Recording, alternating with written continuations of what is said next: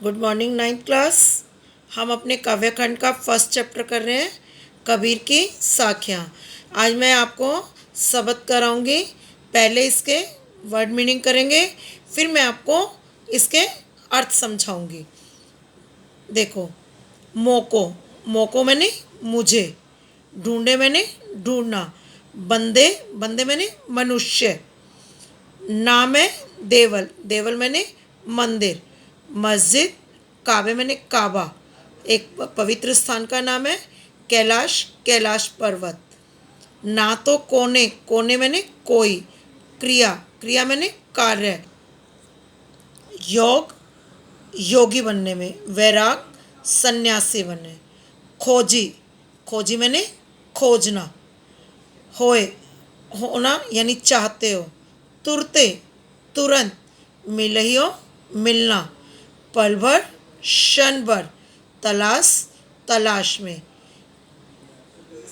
कहे कबीर सुनो भाई साधो, साधो यानी सज्जन लोग, सब श्वासों, श्वासों यानी सांसों की, श्वास यानी सांस में।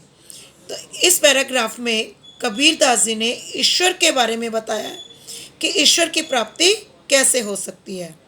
देखो, मोह को कहाँ ढूंढे बंदे, मैं तो तेरे पास में। कबीरदास जी कहते हैं कि ईश्वर कहते हैं, ईश्वर हे मनुष्य, तुम मुझे कहाँ ढूंढते हो, मैं तो हमेशा तुम्हारे पास में ही रहता हूँ।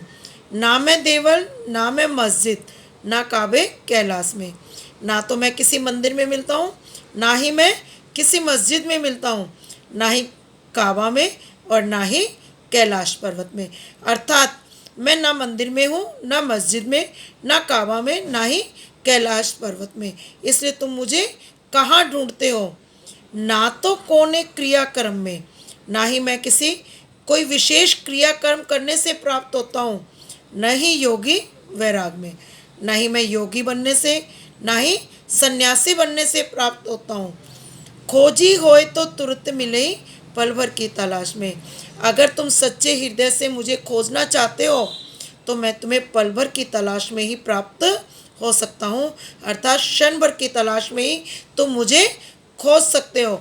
सच्ची भक्ति के द्वारा तुम मुझे प्राप्त कर सकते हो। कहे कबीर सुनो भाई साधो, सब श्वासों की सांस में।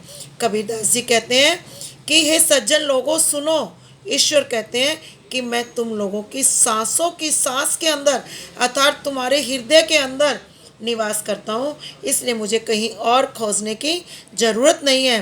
तुम अपने अच्छे कर्मों के द्वारा मुझे प्राप्त कर सकते हो।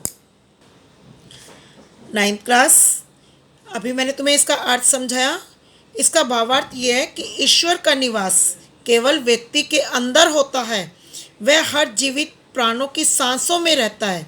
सांस की सांस से मतलब यही है कि वह हर जीवित प्राणी की सांसों में जीवित रहता है। अतः ईश्वर को बाहर नहीं, हमें अपने हृदय के अंदर खोजना चाहिए। हम पल भर की तलाश में ही अपने हृदय के अंदर ईश्वर को प्राप्त कर सकते हैं। नाइन्थ क्लास, मैंने साखियों में तुम्हें इसके क्वेश्चंस बनवाए थे, लेकिन इस शब्द के क्वेश्चंस आपको स्वयं बनाने हैं।